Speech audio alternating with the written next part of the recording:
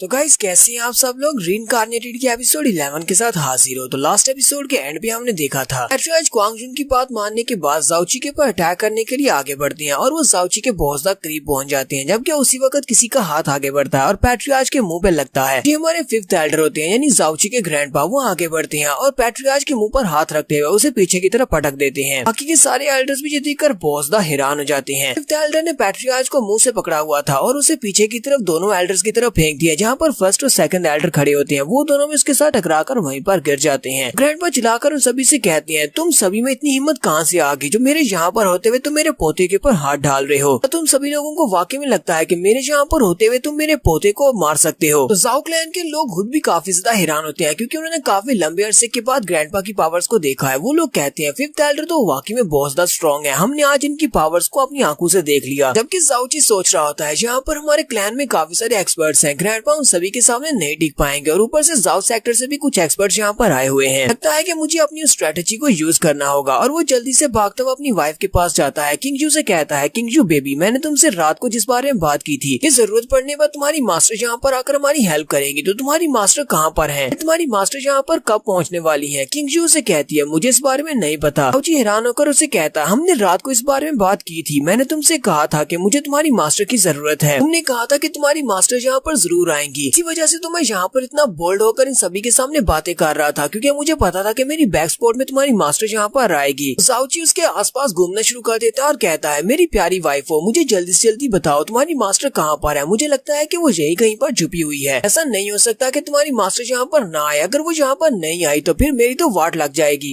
किंगजू से कहती है, मैंने कहा ना मुझे इस बारे में नहीं पता कि मास्टर यहाँ पर आने भी वाली है या नहीं। जाओची चिल्लाकर कहता है, ये तो बहुत ही बुरा हुआ, इसका मतलब मैं मरने वाला हूँ। फर्स्ट एल्डर चिढ़ाकर ग्रैंडपा से कहते हैं, साउली किस बात का मतलब क्या है, तुमने पैट्रियार्च के ऊपर अटैक किया है, इसका मतलब जानते हो, इसका मतलब ये है कि तुम हमारे क्लैन के खिलाफ बगावत कर रहे हो। ग्रैंडपा चिल्लाकर उन सभी से कहते हैं, मेरा यहाँ पर गद्दारी करने का या फिर बगावत करने का कोई भी इरादा नहीं है, मैं तो सिर्फ अपनी बेटी और अपने पोते की जान बचाना चाहता हूँ क्योंकि तुम सभी लोग इन दोनों मासूम बच्चों के ऊपर इल्जाम लगा रहे हो जो कि उन्होंने किया ही नहीं। फर्स्ट एल्डर उसे कहते हैं, लेकिन जाओलिंग तो तुम्हारी अपनी बेटी है, तो यहाँ पर अपनी ही बेटी की साइड लोगे, क्या तुम्हें लगता है कि हम तुम्हारी बात पर भरोसा कर सकते हैं। तो ग्रैंडपा उनसे कहते हैं, मैं जाओली, मैंने हमेशा सच्चाई का साथ दिया है, मैंने कभी भी कोई बात नहीं छुपाई और हमेशा मैं इंसाफ पसंद रहा हूँ और जिंदगी में मैंने कभी भी किसी को फ्रेम नहीं किया और ना ही किसी के ऊपर इल्जाम लगाया और ना ही किसी को बुली किया। यहीं पर जाओलोंग की एंट्री होती है। जाओलिंग हंसना शुरू कर देता है और कहता है, ग्रैंडपा आप यहाँ पर मजाक कर रहे हैं, आपने तो पिछले 16 सालों से जाओ क्लैन को एक बहुत बड़ा झूठ बोला है और जाओ क्लैन को एक धोखे में रखा है। आपकी हिम्मत तो देखो, यहाँ पर हम सभी से कह रहे हो कि आपने कभी भी किसी के साथ नाइंसाफी नहीं की और कभी कभी झूठ नहीं बोला। 5th एल्डर गुस्से के साथ उसे कहते हैं, जाओ यूलोंग तुम्हारी बात का मतलब क्या है, साफ साफ बात करो। जाओलोंग ने क्योंकि वो बात सुनी हुई है कि ये इनका अपना पोता नहीं है, वो उनसे कहता है, ग्रैंडपा जाओली क्या आप अपने मरे हुए बेटे की कसम खाकर कह सकते हैं कि जाओची जिसको आप अपना पोता कहते हैं उसकी रगों में आपका ही खून है। सभी लोग उसकी बात सुनने के बाद काफी ज्यादा हैरान होते हैं। ग्रैंडपा आगे से बिल्कुल खामोश हो जाते हैं क्योंकि वो अपने मरे हुए बेटे की कसम नहीं खा सकते। जाओलोंग और भी ज्यादा जोर जोर से हंसना शुरू कर देता है और ग्रैंडपा से कहता है, जाओली क्या तुम अपने मरे हुए बेटे की कसम खाकर ये बात साबित नहीं करोगे कि जाओची तुम्हारा पोता है। आंटी जल्दी से आगे बढ़ती है और अपने डैड से कहती है, डैड ऐसा कैसे हो सकता है, लोग ने यहाँ पर जो कुछ भी कहा है वो बिल्कुल गलत है, आप इसकी बात को साबित क्यों नहीं करते, आप कसम क्यों नहीं उठाते, जाओची हमारी फैमिली का एक मेंबर है। जाओची भी आगे बढ़ता है और अपने ग्रैंडपा से कहता है, ग्रैंडपा जाओलोंग ने यहाँ पर जो कुछ कहा क्या वो वाकई में सच है। तो ग्रैंडपा यहाँ पर सच बोल देते हैं। वो जाओची से कहते हैं, जाओची हालांकि तुम्हारी रगों में हमारी फैमिली का ब्लड नहीं है, मेरे बेटे के असली बेटे नहीं हो, लेकिन फिर भी मैंने तुम्हें अपने पोते की तरह पाल पोस कर बड़ा किया है। जाओची उनकी बात सुनने के बाद वहीं पर खामोश हो जाता है। फर्स्ट एल्डर और साथ में पैट्रियार्च वो दोनों चिल्लाकर उसे कहते हैं, तुम एक धोखेबाज हो, पिछले 16 साल से हमारी फैमिली को धोखा दिया है, पिछले 16 साल से इस कचरे को यहाँ पर पाल पोस कर बड़ा कर रहे हैं और हमें पता भी नहीं है ये किसका गंदा खून है, पता नहीं तुम्हारा बेटा किसके गंदे खून को उठाकर घर ले आया, हम लोग पिछले 16 साल से इसको पाल रहे हैं, ऊपर से तुम चाहते हो कि हम लोग तुम्हारे मरने के बाद भी तुम्हारे इस बेकार बच्चे को पालते रहे जिसके बारे में पता ही नहीं कौन है। जाओलोंग भी कहता है, मुझे तो पहले से पता था कि ये हमारी फैमिली का हिस्सा हो ही नहीं सकता क्योंकि हमारे जाओ क्लैन के जितने भी मेंबर्स हैं वो सभी लोग एलिट्स हैं, कोई भी ऐसा नहीं है जिसकी मेडियंस ब्लॉक हो, ये तो सिर्फ एक कचरा है। मैसेंजर भी उन सभी से कहता है, तो तुम सभी को पता चल गया है कि ये तुम्हारे जाओ क्लैन का मेंबर नहीं है, जल्दी से फिर इसको उठाकर बाहर फेंक दो क्योंकि यहाँ पर सिर्फ जाओ सेक्टर और जाओ क्लैन के लोग ही रह सकते हैं। जाओची उस मैसेंजर से कहता है, तुम सभी को ये करने की जरूरत नहीं है, मुझे उठाकर फेंकने की जरूरत नहीं, अब जबकि मैं जाओ सेक्टर का हिस्सा नहीं हूँ तो फिर मैं खुद ही यहाँ से चला जाऊंगा। जाओची ग्रैंडपा से कहता है, ग्रैंडपा मैं इस बात को मान लेता हूँ कि हम में कोई भी खून का रिश्ता नहीं है। साथ ही उनके सामने अपने घुटने टेक देता और कहता कहता है जब तक आप मुझे अपना पोता मानते रहेंगे, तक आप मेरी तरफ अपनी पीठ नहीं करते, तब तक मैं आपका पोता रहूंगा, मैं आपका जाउची रहूंगा। और साथ ही जाउची उनके सामने अपना माथा टेकते हुए उनको नाटो करता है, जबकि ग्रैंडपा भी उसे कहते हैं तुमने बिल्कुल ठीक कहा, तुम हमेशा मेरे ही पोते रहोगे। फिर साथ ही हमारा जाउची उठकर खड़ा हो जाता है। ग्रैंडपा और आंटी उन दोनों से कहता है प्लीज आप दोनों अपना ख्याल रखना, जब मैं यहाँ से चला जाऊंगा, यहाँ से अब जाने वाला हूँ, तुम दोनों अपना बहुत ज्यादा ख्याल रखना। जबकि आंटी रोते हुए से कहती है जाउची तुम्हें यहाँ से जाने की जरूरत नहीं है, यहाँ से मत जाओ। जाउची उसे कहता है नहीं मुझे यहाँ से जाना पड़ेगा, और साथ ही वो पीछे की तरफ मुड़ जाता है। जाउची सोच रहा होता है काश यहाँ पर मेरे पास पावर होती, और मेरे पास पावर होती और मैं बहुत ज्यादा स्ट्रॉन्ग होता तो मैं इन सभी के सामने खड़ा हो सकता, ये सभी मुझे यहाँ से इतनी आसानी से नहीं निकाल सकते। जाउची सीधा अपनी वाइफ के पास जाता है, किंगजू के पास, और किंगजू से कहता है मैं यहाँ से जा रहा हूँ, प्लीज मेरा एक काम करना, मेरे जाने के बाद मेरे ग्रैंडपा और आंटी का बहुत ज्यादा ध्यान रखना। किंगजू से कहती है ठीक है मैं इन दोनों का ख्याल रखूंगी, मैं तुमसे वादा करती हूँ। जाउची जैसे ही सेक्टर से बाहर जाने लगता है उसी वक्त जाओलोंग से कहता है तुम कहाँ पर जा रहे हो, जरा रुको, तुम यहाँ से नहीं जा सकते। जाउची उसे कहता है अब तुम्हें मुझसे क्या चाहिए। जाओलोंग उसे कहता है मेरी बात सुनो, ताकि सभी लोगों को ये बात अच्छी तरह से पता है कि जाओ किंग की तुम्हारे साथ शादी हुई है, यानी किंगजू की तुमसे शादी हुई है, इसने ये वाली शादी तुम्हारे फादर का एहसान का बदला चुकाने के लिए तुमसे की थी। अब कि ये बात साबित हो गई है कि तुम उनके बेटे ही नहीं हो, तो फिर इसकी शादी तुम्हारे साथ वैलिड नहीं है। इस शादी यहाँ पर किसी और लड़के के साथ होनी चाहिए, तुम्हारे साथ नहीं होनी चाहिए। जल्दी से वो पेपर्स निकालो और इसको डाइवोर्स देकर यहाँ से दफा हो जाओ। वहाँ पर उसके जितने भी कजिन्स होते हैं वो सारे भी चिल्लाकर उसे एक ही बात कहते हैं, वो उसे कहते हैं हाँ तुम इस किंगजू से शादी करने के लायक नहीं हो, किंगजू यहाँ पर किसी और लड़के से शादी करेगी, जल्दी से जल्दी पेपर्स निकालो और इसको डाइवोर्स दो और यहाँ से चले जाओ। पैट्रियार्च और फर्स्ट एल्डर भी चिल्लाकर उसे कहते हैं जल्दी से जल्दी वो पेपर्स निकालो, अपनी शादी के पेपर्स हमें दे दो, उनके ऊपर साइन करके इसको डाइवोर्स दो। जाउची अपनी जेब से शादी के पेपर्स निकालता है, उसे जैसे पहले से पता था वो अपनी जेब में शादी के पेपर्स लेकर घूम रहा था। जी पेपर्स निकालता है, कहता है तो तुम्हें ये पेपर्स चाहिए लेकिन ये तुम्हें नहीं मिलेंगे, और वो सीधा अपनी वाइफ के पास जाता है और किंगजू से कहता है किंगजू डार्लिंग तुम इनको अपने पास रखो, तुम मुझे डाइवोर्स देना चाहती हो तो इन पेपर्स को यहीं पर जला दो या फिर फाड़ दो, तो मैं समझ जाऊंगा कि हमारा डाइवोर्स हो गया है, क्योंकि ये हम दोनों हस्बैंड एंड वाइफ का दरमियानी मसला है। मैं नहीं चाहता कि आउटसाइडर इस बारे में फैसला करेंगे तुम क्या चाहती हो या मैं क्या चाहता हूँ, लेकिन अगर तुम मेरी वाइफ बने रहना चाहती हो तो इन पेपर्स को अपने पास संभाल कर रखना। जाउची वहाँ से चला जाता है। जाउची के चले जाने के बाद सिंजर काफी ज्यादा खुश होता है और अंदर अंदर ही सोच रहा होता है जाओलोंग ने यहाँ पर बहुत ही अच्छा काम किया है, यहाँ पर तो मुझे डबल फायदा हो रहा है, जाओलिंग भी मुझे मिल जाएगी, जबकि ये लड़की उस लड़के को डाइवोर्स दे देगी तो ये वाली लड़की भी मुझे मिल जाएगी, और मेरे पैट्रियार्च ने सिर्फ शादीशुदा लड़कियों के साथ गलत करने से मुझे रोका था। अब जबकि ये शादी टूट गई है और ये लड़की कुंवारी हो गई है तो मैं इसके साथ जो चाहे वो कर सकता हूँ। जाओलोंग जल्दी से आगे बढ़ता है और किंगजू से कहता है चलो जल्दी से इन पेपर्स को फाड़ दो और उसके बाद तुम्हें यहाँ पर एक नया हस्बैंड मिल जाएगा। हमारे जाओ क्लैन में ऐसे बहुत सारे टैलेंटेड लड़के हैं जो कि तुम्हारा हस्बैंड बनने के लायक हैं। लेकिन जैसे वो अपना हाथ आगे बढ़ाकर उसके हाथ से पेपर लेकर फाड़ने लगता है उसी वक्त किंगजू जल्दी से स्पीड से साइड पर हट जाती है और जाओलोंग से कहती है क्या तुम बहरी हो, क्या तुमने सुना नहीं मेरे हस्बैंड ने जाने से पहले यहाँ से क्या कहा था, उसने कहा कि ये हस्बैंड एंड वाइफ के दरमियानी मसला है और किसी भी बाहर वाले को ये फैसला करने का हक नहीं है कि हम दोनों क्या चाहते हैं। जाओलोंग गुस्से के साथ उसे कहता है क्या तुम अभी भी उस कचरे को अपना हस्बैंड कह रही हो जबकि वो हमारे जाओ क्लैन का हिस्सा भी नहीं है। किंगजू से कहती है तो इस बात से क्या फर्क पड़ता है, मेरी उसके साथ शादी हुई है, वो मेरा हस्बैंड है, क्या तुम्हें इस बात से कोई ज्यादा मसला है। मैसेंजर चिल्लाकर उसे कहता है ये क्या बकवास है, यहाँ पर मैं खड़ा हूँ, ये फैसला मैं करूंगा कि तुम उस लड़के को डाइवोर्स दोगी या नहीं। साथ ही वो अपने बटलर से कहता है जाओबा जल्दी से आगे बढ़ो और उस लड़की के हाथ से वो पेपर्स ले लो और उनको फाड़ दो। जाओबा उसे कहता है ठीक है यंग मास्टर, और जाओबा जल्दी से जंप करते हुए किंगजू के पास पहुंच जाता है ताकि वो उसके हाथ से पेपर्स को लेकर फाड़ सके। किंगजू उनसे कहती है तो तुम लोग यहाँ पर फोर्स को यूज करना चाहती हो, लेकिन मैं तुम्हें एक बात बता दूं, फोर्स को यूज करके भी तुम लोग मेरे हाथ से ये पेपर्स नहीं ले पाओगे। जाओबा जैसे ही हमारी किंगजू के बहुत ज्यादा करीब पहुंच जाता है उसी वक्त उसकी पूरी बॉडी वहाँ पर आइस से कवर हो जाती है, वो आइस क्रिस्टल बन जाता है। क्योंकि सभी लोग मुझे देखकर बहुत ज्यादा हैरान हो जाते हैं, स्पेशली उसका वो पावरफुल बटलर, वो ये देखकर कहता है जाओबा को पूरी तरह से बर्फ में क्रिस्टलाइन कर दिया गया, ये तो सिर्फ आइस पैलेस वाले लोग ही कर सकते हैं। यहीं पर किंगजू की मास्टर अपीयर होती है और उनसे कहती है जाओ सेक्टर वाले तो कुछ ज्यादा ही बोल्ड हो गए हैं, दिन दिहाड़े मेरी डिसाइपल के ऊपर अटैक करने की कोशिश कर रहे हैं, क्या तुम्हें लगता है कि तुम लोग यहाँ पर डिवाइन आइस पैलेस के डिसाइपल्स की शादी में इंटरफियर कर सकते हो। तो ये आइसी पैलेस की 7 मेडन्स में से एक मेडन है, यानी कि उनकी 7 मास्टर्स हैं और उन 7 में से ये भी एक है और ये काफी ज्यादा पावरफुल है, इसका नाम चू यूली है। तो वो सभी लोग चू यूली को वहाँ पर देखकर बहुत ज्यादा हैरान होते हैं, स्पेशली हमारे जाओ क्लैन के लोग, क्योंकि उन्होंने पहले किसी को हवा में उड़ते हुए नहीं देखा। वो लोग कहते हैं ये लड़की हवा में कैसे उड़ रही है, देखो तो सही उसके पाँव के नीचे कुछ भी नहीं है और वो हवा में है। जबकि पैट्रियार्च और फर्स्ट एल्डर उसकी स्पेशल टेक्निक को पहचान लेते हैं और कहते हैं ये तो मिस्टिक वॉइड फ्लाइट टेक्निक है। इसका मतलब तो ये है कि ये लड़की अपनी ह्यूमनली मिस्टिक राम तक पहुंच चुकी है। फ्लोटिंग क्लाउड सिटी में ऐसा कोई भी नहीं है जो कि इस मास्टर का मुकाबला कर सके। और यहीं पर हम लोग अपनी एपिसोड 11 का एंड करेंगे। एपिसोड की एक्सप्लेनेशन अच्छी लगी हो तो कमेंट करके जरूर बताइएगा। चैनल को सब्सक्राइब कर दें, वीडियो को लाइक और शेयर कर दें। शुक्रिया।